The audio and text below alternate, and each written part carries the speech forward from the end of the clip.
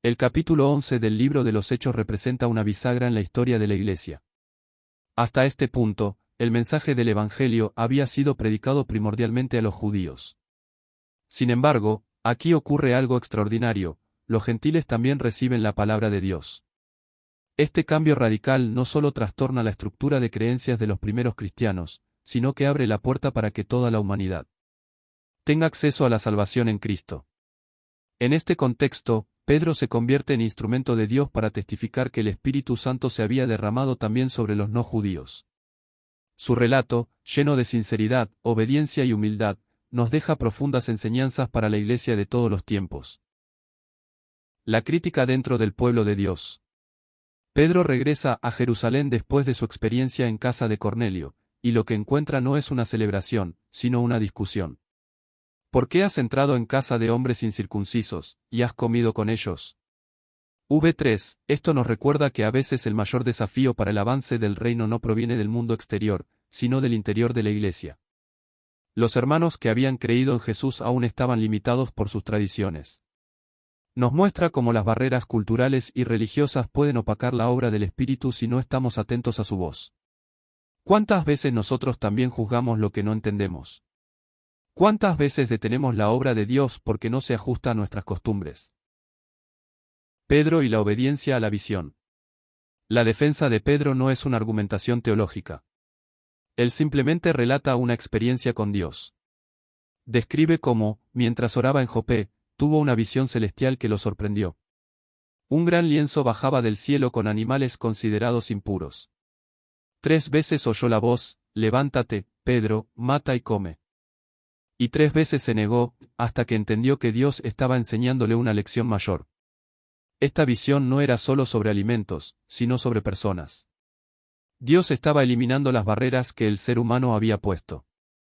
Lo que Dios limpió, no debe llamarse común ni impuro. Pedro obedeció a Dios por encima de sus propias creencias. Y esta es una lección vital para todos nosotros: obedecer la voz de Dios aunque desafíe nuestra lógica o nuestras estructuras humanas. El Espíritu Santo no tiene fronteras. Mientras Pedro hablaba en casa de Cornelio, el Espíritu Santo descendió sobre todos los oyentes gentiles, así como lo hizo en Pentecostés con los judíos. V15. Esto es una declaración celestial de que el Espíritu de Dios no hace distinción de raza, cultura ni pasado. El mismo don que se les dio a los discípulos, se derramó ahora sobre los gentiles. Pedro recuerda las palabras de Jesús: Juan ciertamente bautizó en agua, mas vosotros seréis bautizados con el Espíritu Santo. V16, y concluye: ¿quién era yo que pudiese estorbar a Dios? V17, qué humildad tan poderosa. Pedro reconoció que el plan de Dios es superior a la tradición humana. A veces queremos controlar cómo Dios debe actuar, pero el Espíritu se mueve libremente. El reconocimiento de la Iglesia. Al escuchar el testimonio de Pedro, los creyentes en Jerusalén callaron. En lugar de seguir discutiendo, glorificaron a Dios y dijeron: de manera que también a los gentiles ha dado Dios arrepentimiento para vida. V18, este reconocimiento marca un antes y un después. El arrepentimiento y la vida eterna ya no eran privilegio de una nación, sino un regalo disponible para todos. Esta verdad es esencial para la Iglesia actual: la salvación no es para un grupo cerrado, sino para todo aquel que cree. ¿Estamos nosotros dispuestos a recibir a quienes son diferentes? ¿O aún levantamos barreras? Que podamos aprender de esta comunidad que supo callar ante la evidencia del mover de Dios y adorarlo con un corazón abierto. Antioquía, la expansión imparable del Evangelio. El texto continúa con el relato de cómo los creyentes, perseguidos tras la muerte de Esteban, fueron dispersados hasta lugares como Fenicia, Chipre y Antioquía. V19. Aunque al principio solo predicaban a los judíos, algunos discípulos comenzaron a anunciar el Evangelio a los griegos también. Y algo extraordinario ocurrió: la mano del Señor estaba con ellos, y gran número creyó. V21. Aquí vemos que la persecución no detuvo el Evangelio, sino que lo impulsó. Cada adversidad fue usada por Dios para llevar la luz de Cristo a nuevos pueblos. ¿Cómo respondemos nosotros a las pruebas? ¿Nos escondemos o seguimos hablando del Señor? El ejemplo de estos creyentes nos inspira a confiar que nada puede frenar a Dios cuando Él quiere salvar. Bernabé, el corazón que celebra la gracia. Cuando la iglesia en Jerusalén escucha lo que está sucediendo en Antioquía, envían a Bernabé. Su reacción es ejemplar: cuando llegó y vio la gracia de Dios, se regocijó. V23, muchos hubieran cuestionado, evaluado o dudado.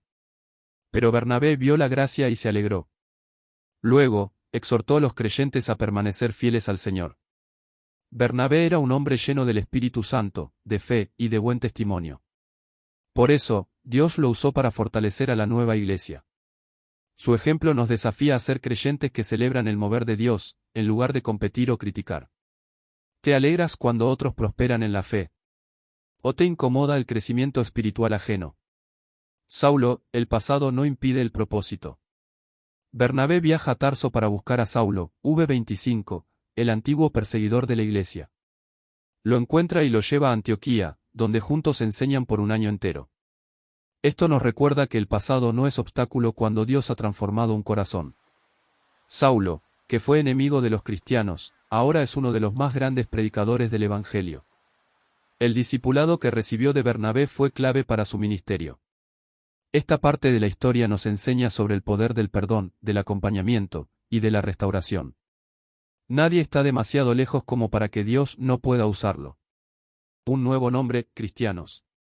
Fue en Antioquía donde por primera vez se llamó cristianos a los discípulos, V26. Este nombre refleja una identidad: seguidores de Cristo. No eran simplemente judíos reformados o gentiles convertidos, sino una nueva comunidad que vivía conforme a la enseñanza de Jesús. Hoy, ese nombre nos acompaña también a nosotros. Pero debemos preguntarnos, ¿vivimos como verdaderos cristianos? ¿Reflejan nuestras palabras, acciones y actitudes la imagen de Cristo? El nombre, cristiano, es un honor, pero también una responsabilidad. Que nuestra vida sea una carta abierta que hable del amor y la verdad de Jesús. Amor práctico, una iglesia que da. El capítulo concluye con una hermosa lección de amor. Un profeta llamado Agabo anuncia una gran hambre, y los discípulos deciden enviar ayuda a los hermanos de Judea, V29-30. Cada uno dio conforme a lo que tenía. No se quedaron indiferentes ante la necesidad. Esta es la iglesia que Cristo quiere, una comunidad solidaria, generosa, que actúa con compasión. No se trata solo de predicar, sino de vivir el Evangelio con hechos. Que esta reflexión nos impulse a mirar más allá de nuestras fronteras y ser instrumento de bendición en manos de Dios.